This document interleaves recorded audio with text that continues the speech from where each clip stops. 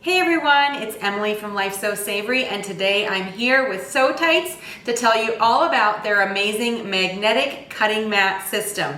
I have the entire cutting system, which is the cutting mat, the amazing cutting ruler, which we'll talk more about soon, and the magnetic boosters, which are absolutely amazing and life-changing for cutting your quilt pieces, your fabric pieces for bag making or clothes making, or whatever you're doing. Being able to cut out everything using the magnets makes my cutting process so much faster, easier, and I'm so used to it now, I don't think I could go back. So let's first talk about this amazing cutting mat from SewTites.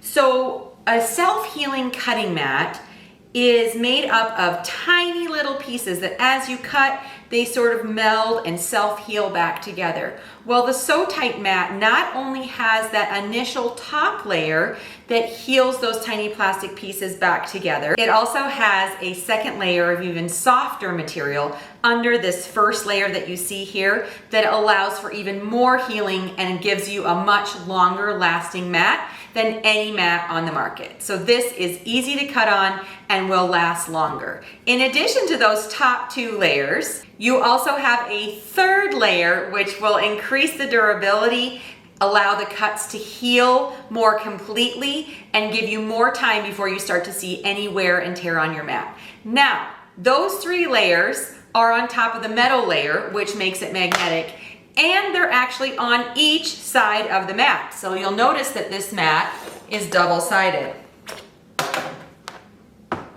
There's a cutting grid on this side too. And this side of the mat with this cutting grid has those same three layers. So we have three layers, a metal insert, and then the three layers on this side for a 7-layer mat that's going to be durable, easy to cut on, and super long lasting. Before I show you how to cut on here and get into some of the details about this amazing system, I just do want to mention that this can be bought separately or together. Now, in order to use this magnetic cutting mat, if you buy it separately, you're gonna need the boosters, okay? So you want to at least buy the mat and the boosters. You do not have to have this ruler, but we're gonna talk about how precise and amazing this ruler is when we get to the ruler cutting segment of this video, so hold tight to that. All right, let's jump into some specifics about this cutting mat.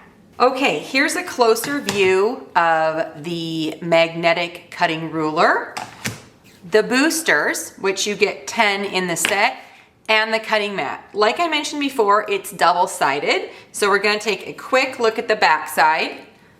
It's a lighter color gray. I'm gonna go ahead and use the darker color today because my fabric is lighter and this will give it more contrast. But I just wanna show you the entire system as you are taking a look at this. All right, so the most important thing for a self-healing mat is to make sure you're using a really sharp blade. And depending on your rotary cutting tool, this might mean that you are changing your blades pretty often. As soon as you start to see that a cut is not going completely through, you're gonna wanna go ahead and change out your blade, make sure to dispose of it properly, but a sharp cutting blade will allow this mat to heal most successfully and allow you to get the longest life out of it. Another tip for cutting on this self-healing mat is to make sure that you are rotating while you're cutting. If I'm cutting 200 strips of fabric that are 6 inches wide, okay, I don't want to cut every single one of them on this same line. I'm gonna get a deep groove and I'm gonna wear out this part of the mat much quicker. So you can rotate your mat as you're cutting. You can rotate yourself and cut from different sides of the mat, but make sure you're not cutting repetitively on the same line of the mat, and this will allow for longer wear and tear. So the great thing about this SewTites mat is that you don't have to cut on the straight grid line. Some self-healing mats cannot cut if you're cutting on a curved line. And for a clothing or bag designer, this would be really, really bad. So on this mat, you can cut any direction at any time doing the curve. So let's just take a little look at how we would cut this curved little piece that I have for a bag. You're gonna use this same process, whether you're cutting a bag piece or a t-shirt piece or anything that is not a strictly grid-lined geometric shape. So there's a couple ways you can do this. One, you can use your boosters to put and hold your pattern piece down, and then you can just slowly cut around your piece using your sharp rotary cutter and maintaining a completely straight up and down line. And you can see, you can cut around the shape, or you can cut just a straight line there, okay? Then I can take that and I can go around the curve and down the next line. Make sure you're also watching your finger placement. You want to hold it firmly, but you don't want to get your finger in the way. Okay, so I've used the ruler to cut a nice straight edge there where I could, and then I still have this curved line to cut out. So now I can move my boosters back into place so that it stays where I want it, and then I can go ahead and cut the curved part with the blade. And you could do that on a t-shirt pattern or anything. You could use the straight lines. You can use your ruler, especially if you're just getting started and you're not sure how you're going to cut with just the boosters. You're afraid of slipping or going anywhere, getting crazy with the rotary cutter. Then you can go ahead and cut your straight lines with the ruler. But as you're feeling more confident, you can go ahead and just know that your pattern piece is being held in place by the boosters, and that allows you to then just go along and cut what you need to with the rotary cutter. There are different size blades so that you can get more precise depending on the curves that you're cutting. So you can see now, if there's a little bit I didn't cut off, you can remove the boosters, you can take this off, and you have a great piece with rounded corners, t-shirt piece, bag piece, whatever you're making. You can cut the curved pieces using either a combination of the ruler or just using these amazing boosters to help hold it all in place. Some more tips for keeping your cutting mat in good shape. You want to make sure that it stays away from sunshine shining down on it and heat. I often like to iron my fabric. In fact, it's necessary to iron your fabric before cutting so that it lays flat on the cutting mat. But make sure you're not ironing right on top of this cutting mat because that will distort it, warp it, and you don't want any of that. So make sure it's on a flat surface, away from sunlight and away from heat. All right, so like I mentioned before, the next part of this, we will talk about how to use the ruler when we're cutting and how to get accurate cuts using the ruler. And the first thing I want to do to get accurate cuts is make sure that my fabric lays nice and flat on the cutting mat. And so to do that, we're going to make sure we iron. So let's move our cutting mat and press the fabric, not on the cutting mat, just to make sure we have nice flat fabric.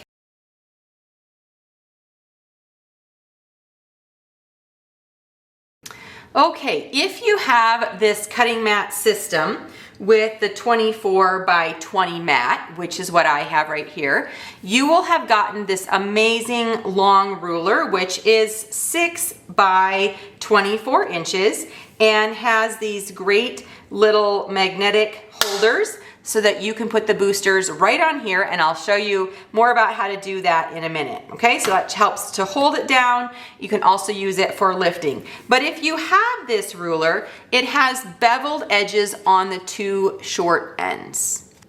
And I just want to note that do not use these beveled edges for cutting because one, it's an inaccurate measurement. From this 1 inch mark to the edge is more than 1 inch because it has that beveled edge, and it will be much harder for you to lay your blade and cut it straight up and down like we just talked about if you use this beveled edge. So you're going to want to use the long straight edges of this particular ruler. Now, if you have the smaller rulers, 6.5 inch square, all 4 of the edges are straight and flat like this one, and so it's not an issue. It's just something to note when you're talking about this particular long ruler from SewTites. Now, before we start, let's talk about this ruler from SewTites. So when they were designing this, they wanted to use the most accurate ruler possible, and you might have seen on sewing sites or just online discussion boards that sometimes people can't get their ruler to line up with a print or a measurement that they have from something else. There's an 1/8 of an inch or a little bit off. Different rulers from different manufacturers can have different measurements. Okay, they're not always exact.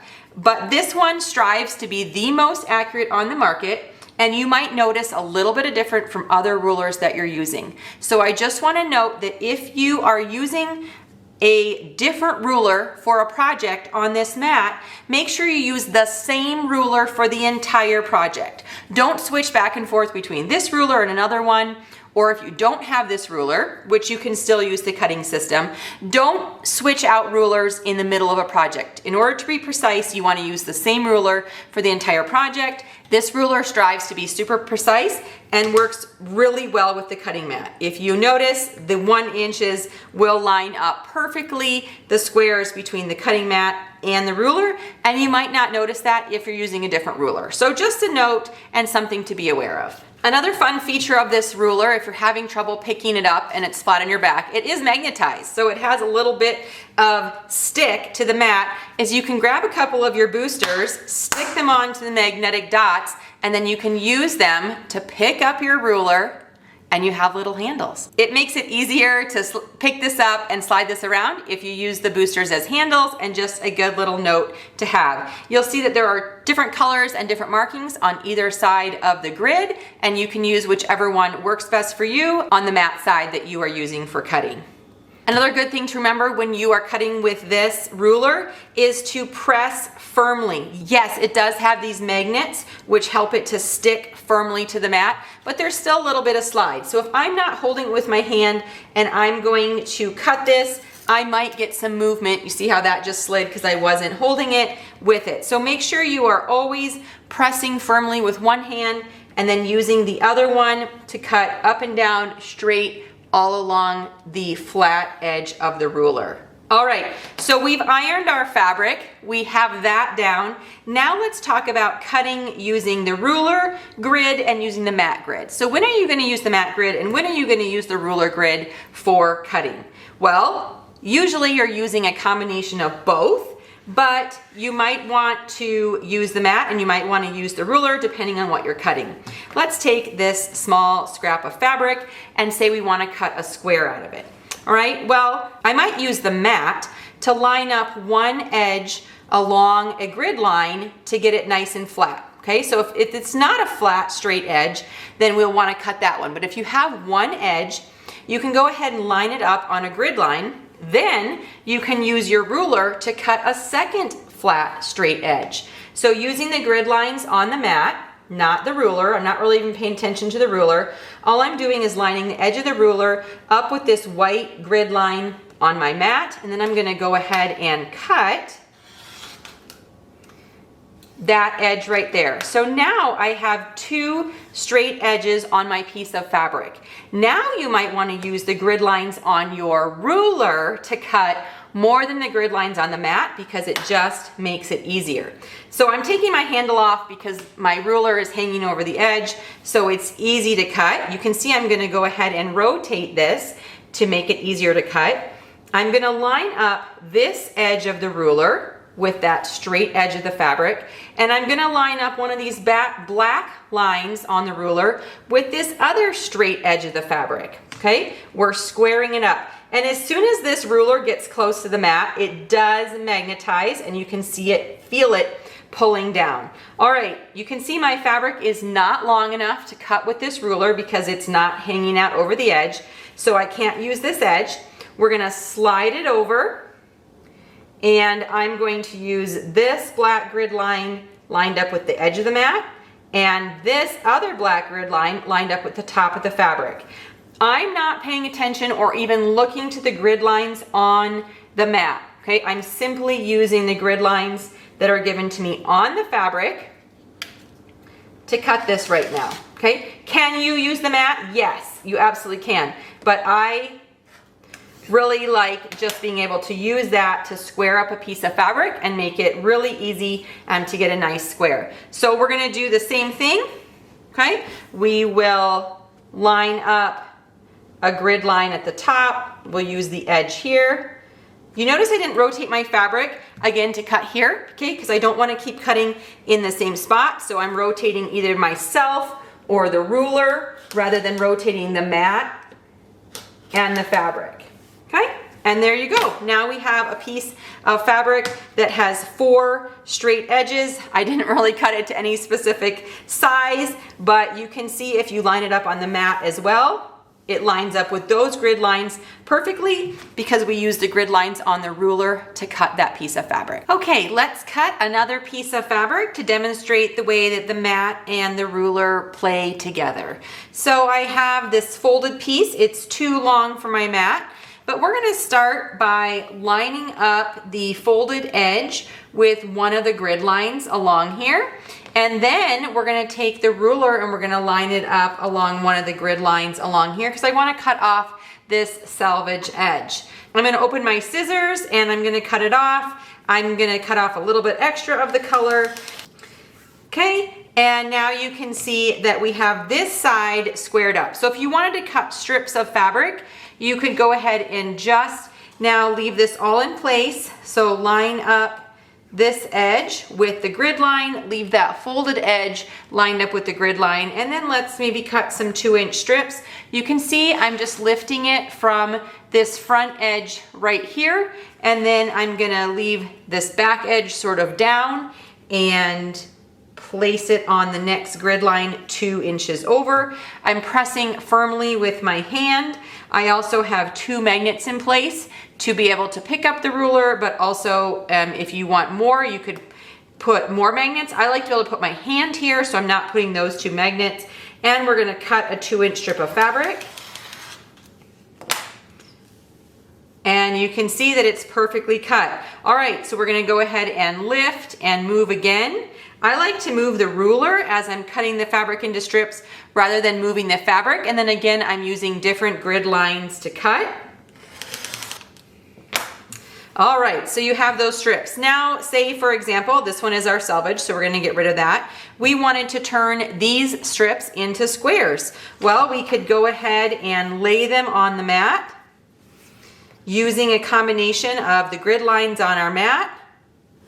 Okay, so I'm lining up the straight edge with the edge of the fabric, and then I'm gonna line up the edges that are cut here. You don't have to cut 2 strips at once, but I'm always looking for ways to maximize my cutting or minimize my cutting time. So I've lined up the top, I've lined up the edge here, and then you can go ahead and take your ruler and we'll cut 2-inch pieces again, which will give us 2-inch squares of fabric. Okay, lift and move.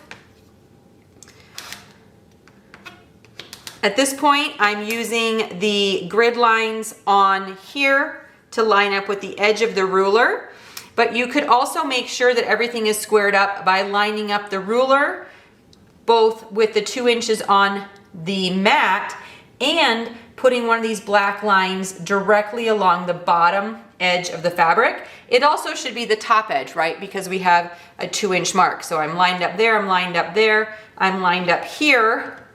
And now I know that even if my fabric slides a little bit, like I get off grid, for example here, okay, so my fabric gets off grid, I could line it back up, or I can just go ahead and line up my fabric along there, and I know I'll be cutting it straight. Now, I don't know the 2 inches here, so I wanna make sure that I go back and I put that on a mark, line that back up. But you can use a combination of both to achieve your cutting goals and hopefully make your cutting easier and quicker as you learn more about this. Now, SewTites knows that you might need to use different rulers because they only have a couple of sizes.